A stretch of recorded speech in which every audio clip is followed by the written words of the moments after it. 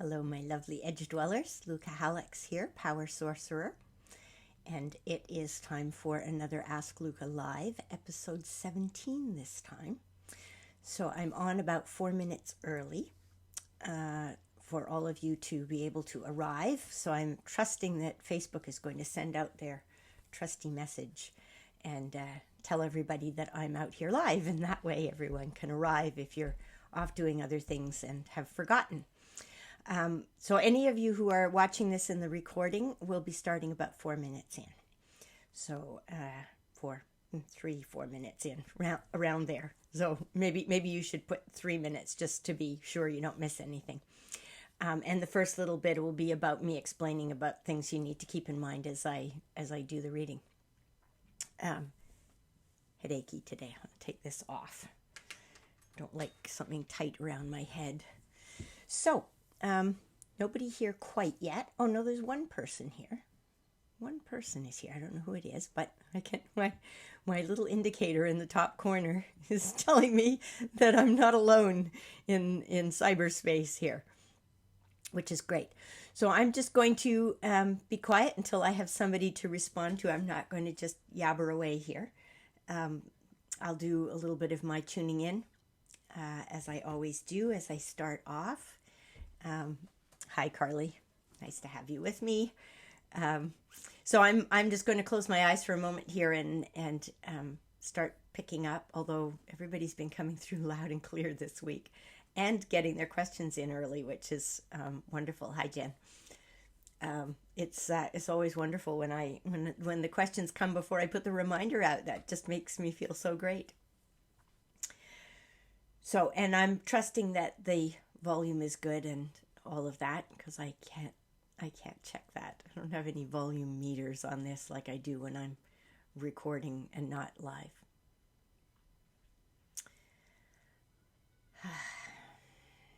Maybe we all need to take a deep breath today.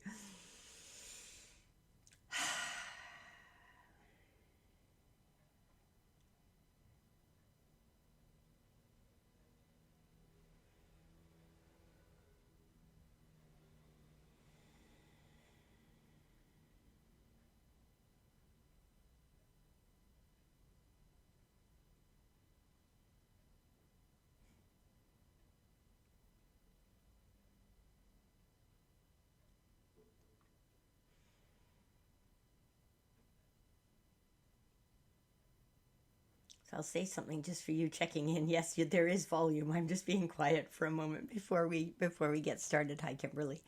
Hi, Desiree. I don't know if there's anybody else here yet. No. So there's 4 of us. 4, 5,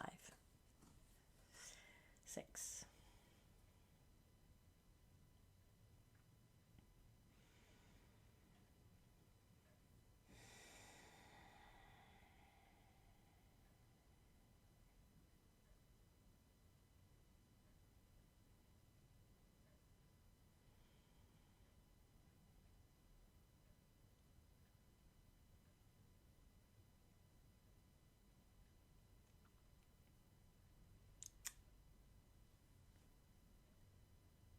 Hi, Lorna.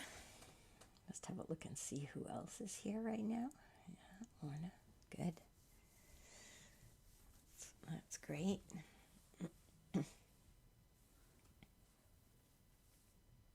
So we've got about 30 seconds more, and then we'll get started with. You can tell it's humid here today. Good.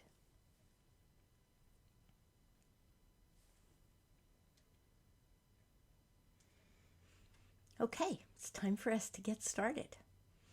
So for any of you just joining us now, because this is our official start time, I'm Lucca, Power Sorcerer, and this is Ask Lucca Live. Hi, Robin. Hi, Tracy. Tracy got on from New Zealand. Yes, she managed to make her internet work. Wonderful. My guides are telling me that they have a few things to say today before we get started, so that's great. But before I say anything that comes through, that I channel through from the guides, I just want to give you a heads up that if you haven't read it already, I have pinned to the top of the group a few points to keep in mind as I do the reading. And that's important for you because I always say to everybody before I start that your gut feel about what's right for you is more important than anything anybody can say to you, and that includes me, because we're all reading through who we are and our biases and good days and bad days and all the rest of it. So it would be great if you had a look at that either right now as I'm saying this, if you can do that on your computer, and if not, then afterwards. I will stick around at the end for about another 5 minutes or so and tell you more about the services that I offer and how you can reach me and how you can follow me and that kind of thing. I don't put it at the beginning because many of you already know that, and I don't want to bore you with that at the beginning if you've already heard it. So that comes at the end. Anything else that I need to tell you before we get started? I'm tuning into the collective energy on the planet right now, in whatever form it's needed for those of us who are listening right now and who will listen in the recording afterwards. So where we get this information from, times and dates and time and space, they don't operate the way we think they operate in the three-dimensional world. So I'm tuning in a lot to the multidimensional world, and that means, hi Nina, that means that I might get information about the future. It might be the past, it might be the present. I don't always know when I get it. So if I tell you something that doesn't make complete sense to you, then put it in a holding tank and wait until you get validation on it. I often get things ahead of time, and sometimes they give me dates, but those dates they're iffy because everyone has free will, and you can alter things, and so can everybody else in your life. So that's important to remember as we head into the work today. So I'm tuning into collective energy to all of your higher selves, your guides, and if any of you want to know more about this, there's more information around, and there will be out shortly because I'm redoing my website, and all this information is going to be on my website shortly. So your higher self, your guides and helpers, the Dead Pets and Dead Relatives Club, the angelic realm, and that doesn't necessarily mean religious. Through whatever framework you look at it, it feels sacred to me, and you'll know it's there because it feels like love when it comes through. Most of it does anyway, but this super does. It's like love on steroids. And then the last one is the intergalactic realm. So and if I can differentiate between those as they come through, then I'll let you know where I think it's coming from. So all of that for all of you, and then all of that for me also. And then as we come together with intention in the group today, then we also attract help, guidance for the group intention. So you can imagine it gets pretty busy around here. Not just in my space, but in yours as well. Hi, Judy. Nice to have you back with us. I try to say hello as I see it pop up in the window, unless I'm looking off in another direction. So we've got quite a few questions today. But what the guides want me to bring through for all of you at the moment is that we really need on this planet right now to balance out the dimensions of our capacity as earthlings on this planet, intentional earthlings. In other words, we come from other time and space dimensions, and we've chosen to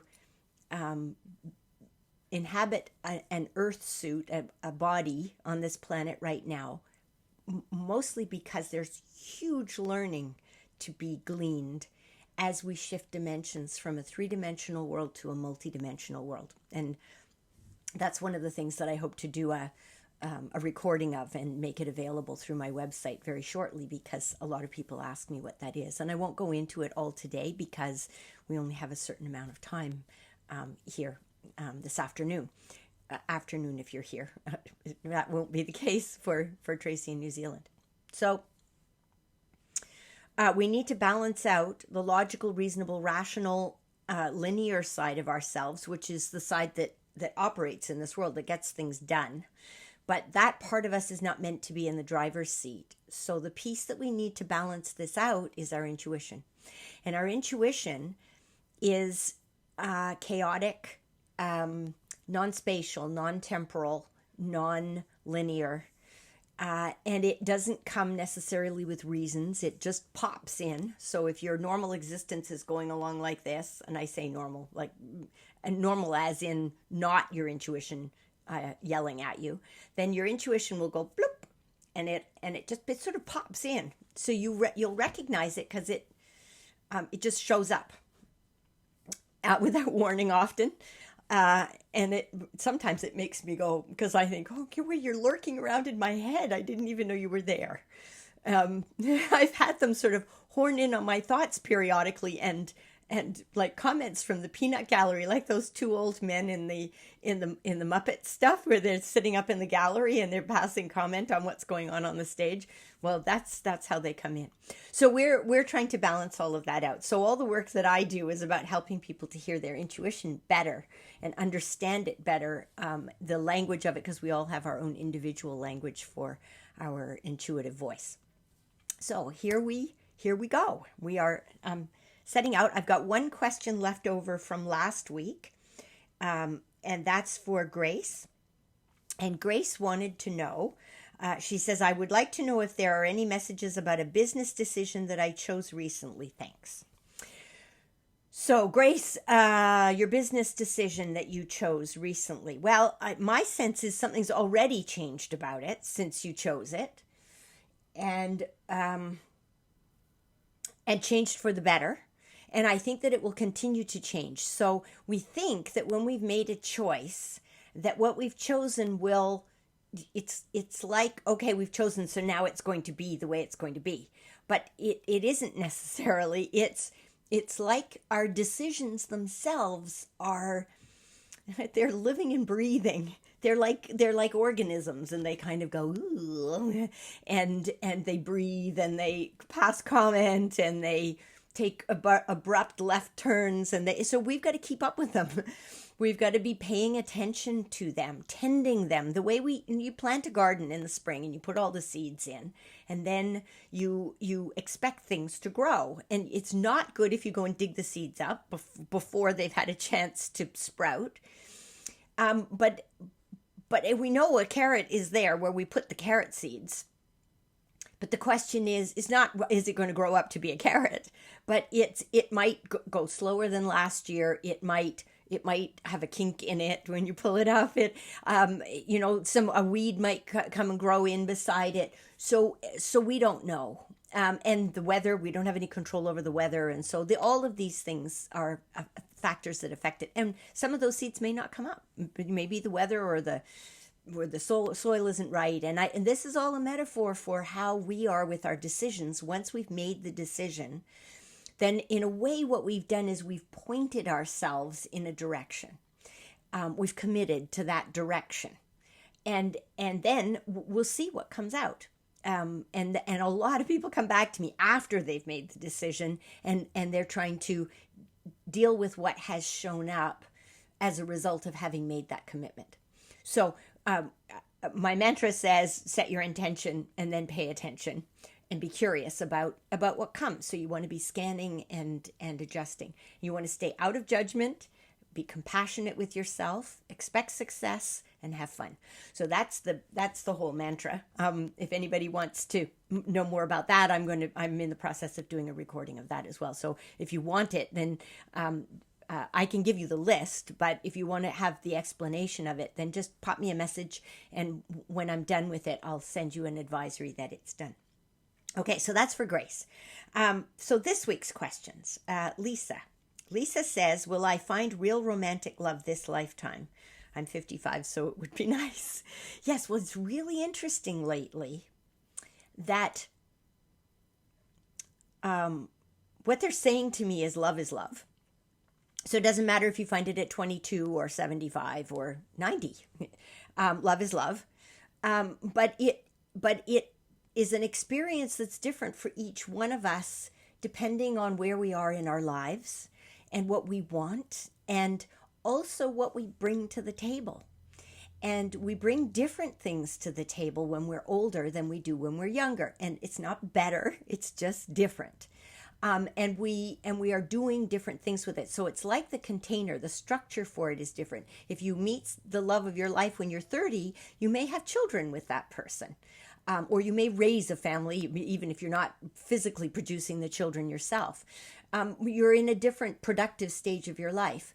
When you're 70 and you commit to a relationship with somebody, you're doing it differently. And so they're saying, reframe that picture to more of what do I bring to the table, and am I bringing that to the table for myself, no matter who shows up? And so that's what they're saying to you, Lisa, is bring what you have to offer to the table for yourself and your world. And the person who's supposed to be in your life, because I get a yes on this, yes, there will be a real romantic love for you in this lifetime. When that person is going to be attracted to who you are, and that includes what you're offering of yourself out there into the world. And it has to be, it's not about what are you sacrificing of yourself. It's about what are you putting out there that really makes you feel good as you offer it, and makes you shiny. And that's that shininess that's going to attract this person to you. They're not giving me a time frame on it. Maybe you're better off without a time frame. I have the feeling that if you have a time frame, you'll be sitting there going, where is he? So Rose has a question here. What are some steps I can take regarding a job or career? Or can you give me any guidance or direction on what my next job might be? Well,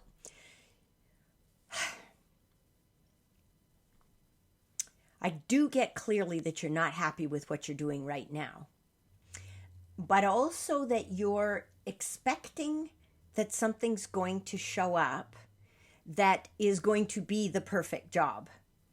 And it isn't a job so much for you as it is a vocation. And a vocation comes out of who we are and what we're here to express of ourselves in the world.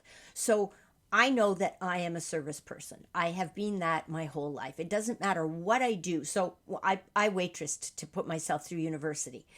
And as a waitress, I was a service-oriented waitress. I wasn't a task-oriented waitress, right? I was very concerned with the experience that the person, I wanted to know who was at the tables I was serving. I wanted to make a connection with them as I served them. And that's just who I was. So who are you in the world, Rose? And how do you best love to express that? And also they're saying to me that the money you earn is not always directly attached to what you're doing, what you're offering in the world. So sometimes we get an inordinate amount of money for the day job that we have, but our passion is in something else. So an example of that is I knew somebody in England who was an executive in a corporation, and his executive assistant said to him one day, you have to go down to the shop floor because somebody is so-and-so is retiring. And he's, oh yeah. And he went down there and he said to this person, how do you feel about retiring? Are you going to miss this place? And the guy said, no. He said, now I get to put all my time into the orchestra that I've been running. And this guy didn't even know this fellow had been running an orchestra. He just knew him as the guy who worked on the shop floor. So the guy got enough money working on the shop floor, and I don't know that he hated it on the shop floor, but he got enough money to support the real passion that he had, which was probably how he was making his greatest contribution. And that he was, and my guides are saying to me, yes, and he brought the orchestra person part of him to work with him every day. He worked on the shop floor with his music in him, of him, the way I did when I was being of service.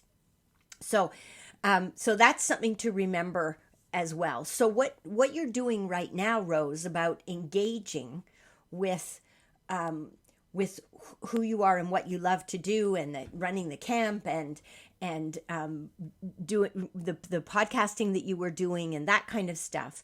That is your passion. And when you're doing that, you're at your best, which attracts the best to you for everything that you're up to. So if you have to go to work in a job that isn't your absolute favorite, figure out how you can bring the part of you that I know to work with you each day until that isn't appropriate anymore. And you will know the second that isn't appropriate to you. And you may already know that. It may be that you're asking this question because you know it's time to leave that. And don't, and I know it's easier said than done, but don't stress about what's coming next for you. Do what you love to do, and don't do it out of fear of, I have to do that. I have to dance as fast as I can so that the next job will come. Do it out of a passion for what you really love and the people with whom you love to do it. So that's what they're saying about a career change. Next question, Carly. Carly says, I've recently been told I should be working with children. Yes. And would like to get more specifics as to what this looks like. Is it me having a family and raising my own kids? Yes, but that's not only it. Or me going and starting a job or a business helping kids. Any details on what this looks like would be helpful. Well, you haven't started the family yet. So in the meantime, do the starting something that has to do with kids. My sense is it's going to benefit your own children when you have them. So I think you will be able to combine that. And it will have enough momentum by the time you have your own kids that you will be able to share the running of this with someone else so that you can look after your children and do this at the same time. So I also have the sense with you, Carly, that you're a multitasker, that you like to have you're happiest when you have your finger in several different pies at the same time. So they're saying, keep your fingers in several different pies at the same time. Even if it's at home with children, keep your fingers in several different pies at the same time. But definitely doing things with children keeps you in the joyful childlike part of you. It allows you to play. Jen, this one's for you as well. Play. And even if you're doing administrative work, you've got to find a way to make it play. If the kids are learning things, you've got to make that play, because play is how we learn and do everything best. And so it begs the question, what does play mean to you? And what kinds of play make you feel best? Talk to all your friends. Ask them what play is. Ask them what kind of play they enjoy the most. Ask them how they've learned best using play. Because what we think this is just for children, but it's not. Adults work best this way as well. So a friend of mine makes jewelry, and it's like, she goes like, this is like a sideline, but it's not, because it's play for her. And when she's playing, she's attracting people, she's attracting attention, she's attracting interactions and conversation and all of that. So it builds things. So that's what they're saying about details of what that looks like. Yeah, that's your details. So let's hope that gets you started at least. I have the feeling you already have some ideas for this. So plant them all and fertilize them and see which ones come up. All right, next question, Margot. Margot says, should I look into Learning Tree? Look into it by all means. Take a look at what pieces of it call to you, which pieces are interesting, because my sense is that some of it doesn't work for you. So you might want to take what works and modify it. Put your own, it's like making a cake. There's a great card I have, greeting card that has somebody on an apron, a 1950s apron on the front, a black and white photograph, and it says, something about, I love recipes. I read them through and I think, yeah, well, that's not going to happen. And the implication is, well, then you start improvising, right? They want you to improvise with this. Take this because if it attracts you, there's something in it that works for you, then take it and improvise on it. And it's the improvisation that's going to work best for you. You want to knit in there, or let's go back to the cooking analogy. You want to fold into this batter the things that are sparkly for you. So play with it. And that should help you with this. So I hope that helps, Marco. Lorna says, a couple of years ago, I said goodbye to a younger sister. She is just someone I cannot have in my life anymore because of her abusive behavior. This is a long question. It's explaining some background. I share those long questions when it feels like this could be true for a number of you who are listening, and certainly true for me. Whenever I'm in a group text, she will respond and it triggers me. I'm wondering if she writes to trigger me or if this is my own stuff and I need to deal with it. I feel she wants me to know everyone loves her and not me, which I know is not true. Is she doing things deliberately to poke me? Well, first of all, it doesn't make any difference if she's poking you. Because imagine they're showing me a big red dot. They often do this with me, a big red dot in the middle of our torso. And that's our sensitivity. And we have emotional allergies to certain kinds of behavior, and that's telling us where our learning edge is. Once we've taken care of our own emotional allergy and the wound that's underneath that's preventing us from moving into a healthy version of that behavior, once we've done that, then we're not going to be as triggered by the people in our lives, whether it's a sister or a neighbor so I'll give you an example of this. There was a number of years where I had a neighbor. I'm pointing next door because I can see the house right outside of my window. I had a neighbor living next door to me who was very unfortunately a meth addict. And so there was stuff going on in that house that was really tough to be living next door to. And the houses are quite close together. Hi, Erica. And so at the same time, he would go away. He'd be gone, like missing in action for 3 days at a time, and he'd come back.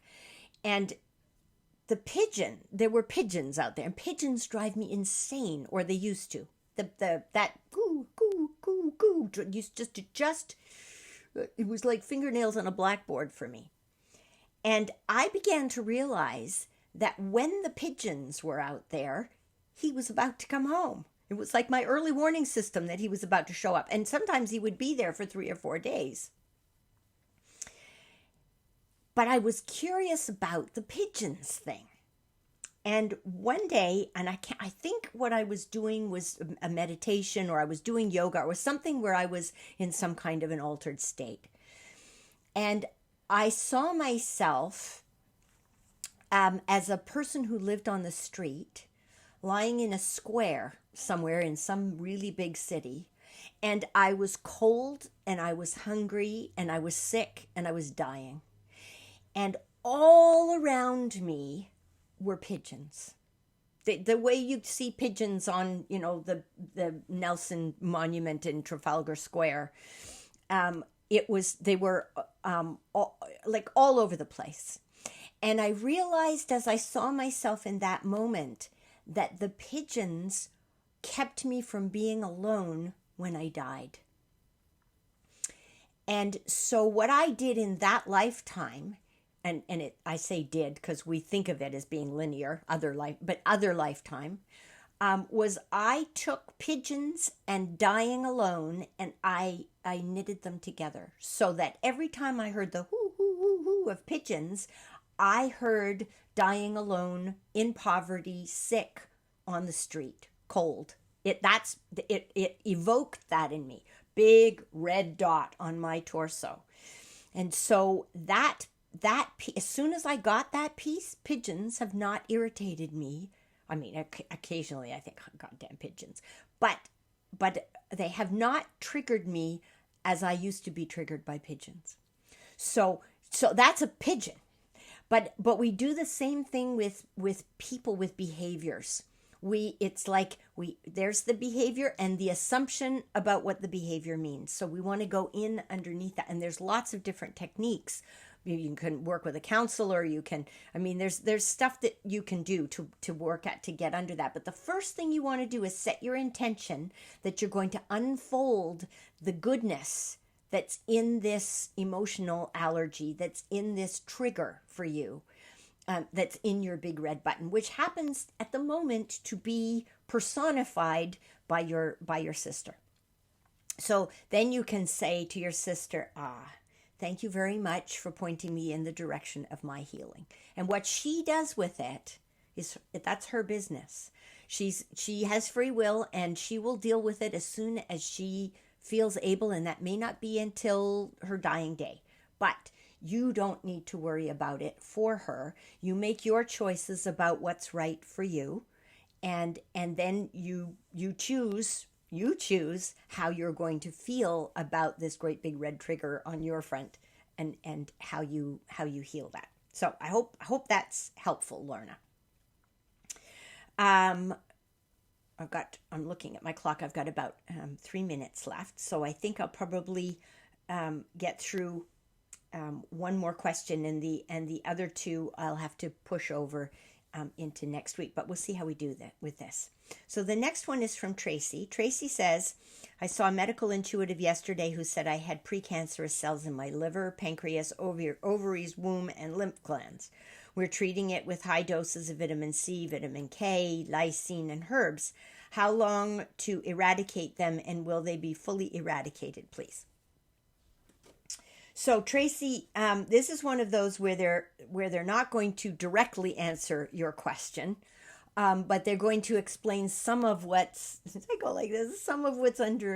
underneath this for you. So Tracy, our bodies are full of precancerous cells, is what they're saying to me. And we don't find them until we go looking for them. And precancerous cells are precancerous. They're not cancerous yet. They're precancerous. And so what we do with them, how we see them, how we feel about them is as great an influence as all the things that we take to look after them. But while we're taking things to look after them, we're focusing on them. We're focusing on those precancerous cells as potentially being cancerous. We're focusing on disengaging them, on turning them off, but we're still focusing on them. So your guides want you to be focusing on life and not focusing on illness, not focusing on potential death, not focusing on age, not focusing on any of the things that you don't want. So that's really hard, right? I remember when I was a kid, I used to be able to make my brother laugh by saying to him, don't laugh, don't laugh. The more I said don't laugh, the more his body needed to laugh, and it used to make him so irritated, which when I was a kid I really loved, but especially since I could do it by making him laugh. But if we say precancerous, our body's here cancerous. If we say if we say anti-aging, our body's here aging. Because that's where our brain is already going, even if we tell ourselves it's not going there. So here's your homework from your guides. And I don't get this very often, but your guides are saying, please, Tracy, focus on life. And if there's a theme here today, it's play. They want you to go outside and play.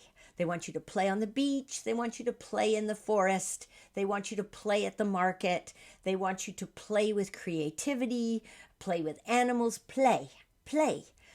And keep yourself in that state that you're in when you're playing at and with the things that give you the greatest amount of joy. And that is what's going to take care of any state that's in your body, whether it's precancerous or pre anything else. So great that you know about it. And it's brought up this question for you, which hopefully has given you an answer that allows you to engage with as I said at the beginning of today's broadcast, that we've got the masculine, logical, reasonable, rational, linear on one side, and now we want to balance it out with the stuff that's joy, the stuff that is non-spatial, non-temporal, non-rational. It's and non-temporal. You're not wasting your time if you're playing. You're keeping yourself healthy and balanced. So that's where they would love for you to go with this next. So I hope that's helpful, Tracy. So I got 2 more questions here, and we're out of time for this week. So I will take Robin's question and Nicole's question, and I'll push them over to the top of the list for next Saturday at 1:30. For those of you who aren't sticking around for any more information today, I thank you from the bottom of my heart for coming and spending the time with us today. It's been my pleasure. It is always my pleasure to do this work. I love, love, love doing it. It makes me feel joyful. It's my form of play. And I encourage you, you've been sitting in this energy for half an hour. You came and partook of it. And as soon as we come together in a group like this, there's 10 of us here online right now, plus me is 11. So that means that we've been amping up the energy exponentially by that number, and all the people who are going to listen to this after the fact. So be gentle with yourselves afterwards, and be intentional, right? Set your intention for what you would like to see more of, not less. Don't focus on what you want less of. Focus on what you want more of. What you enjoy, what gives you peace, what gives you pleasure, what increases the endorphins in you, and try to find creative ways to engage in more of that. So until next time, I will see you online still, because I'm still posting things, and I will be back at 1:30 Pacific Daylight Time next Saturday for episode 18 of Ask Lucca Live. And for the rest of you who are wanting to hear a little bit more about what I'm up to at the moment, I'm learning how to podcast is what I'm doing. So over here I have a new microphone, and up here I have a new ring light, and here I have a borrowed I have a borrowed tripod that was lent to me by a friend, and I've got a clamp thingy that holds my iPad up in the air, so I can see all of you, and I can read things as I'm doing this, and it's all comfortable. And so I've got new cords for everything, and it's all wonderful. Now I'm learning how to use GarageBand better, and I'm learning how to choose music for intros and outros and all of that kind of thing. So if any of you have great suggestions for that, I am open to hearing suggestions at the moment. That would be really wonderful. In terms of the services that I offer, first of all, I've changed my rate structure for the duration of this virus. And so I'm trying to step into the world that I would like to live in after this virus is over. So I am encouraging everybody who wants to work with me to tune into their intuition and figure out what feels like the right amount of money to pay me for any of my services. The only one that isn't by intuition, so to speak, is my Ping mini readings, which are $30 for 15 minutes. And for that, you can ask me 2 questions. You send them to me ahead of time, and then I answer them for you on a Zoom call or by phone, whichever one works best for you. I'm still not seeing people in person. I'm keeping it online for the time being. So I also do hour-long readings, and I do reading circles, which are sort of like this, except for 2 hours. And I can do up to 8 people in that at the moment, because that's how many people I can see on my screen, so I can see all of you while I do it. So I go into more depth about what I'm doing and how I'm doing it, and everybody gets gets more information. I answer more questions. And if you want to host one of those, and hosting at the moment means getting the people together, then by all means get in touch with me, and we'll see about times and dates and what we can set up. And people can do it because they're all dialing in. They don't have to be all sitting in your living room. Although I did a family circle last Saturday afternoon. There were 4 people, and that was wonderful. We did them all together. They were all sitting dunk dunk dunk dunk dunk on their couch with their computer camera pointed at the couch, which was great.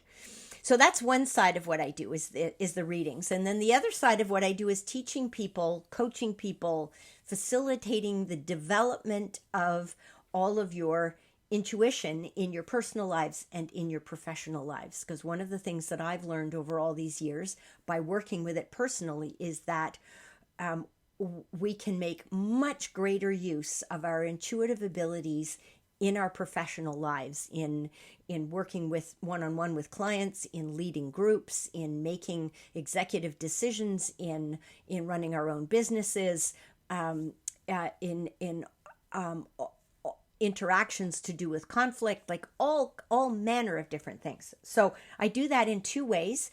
One of them is that I do one-on-one coaching, and I have 3 to 6 month contracts for that. And you can do an exploratory session with me, a 90-minute exploratory session for free, and I explain all about how all that works, and we explore what it is that you need most and whether that is the ideal fit for you. And then the other part that I offer is what I call a power circle, which is it's a year-long program where we're working intensely for 8 months of that time. So we do 4 months, and then we do a month break, and then we do another 4 months. And in that time, where I do 4 half-day workshops, so 1 a month for 4 months. And there's all kinds of support stuff built in there as well. So you're learning from the group. With the group and from the group, you're building an intuitive community for yourself of people who are also interested in doing what you're interested in doing. So that also, you can book an exploratory session with me, and I'm happy to tell you more about that. And then I've got, so rates, it's all open for negotiation. And by negotiation, I don't mean that we're haggling like in a marketplace, like this much, no, this much, no, this much. It's both of us tuning in together, using our intuition and figuring out what works best for you so that you're getting what you need at a price that doesn't take food off your table. So that's all of that. And then I'm doing Ask Lucca Live once a week. I'm continuing to do that. At the moment, I'm planning on doing that through the rest of the summer at least. And then I'll reassess when September comes around. But for right now, I'm doing that and enjoying it very much, as you can tell. And I put the recordings of it up on Facebook and Instagram, and also on my YouTube channel. And you can find the link to that through the homepage on my website. So I'm learning how to do podcasting. So I'm putting some recordings together that I will offer when my new website comes up. I'm going to offer it through the shop on my website. A lot of them are going to be free, short ones that explain things and help you to reframe how you look at your intuition. And if you've already done work with me, then they're a lovely reminder that you can pull up and listen to again, because sometimes we're in a different space and we can hear more about it. So hi Nina, we're just finishing up for today, but the recording will be up by 3. So you can come back and listen to what we did today. There's some interesting stuff in there. So thank you all for being with me today and for sticking around to listen to more. If you'd like to chat with me about anything, then you can reach me through the contact page on my website. You can also reach me by messaging me through Facebook or Instagram. So we're off for today. Until next time, you too can speak intuition, and I will see you next Saturday.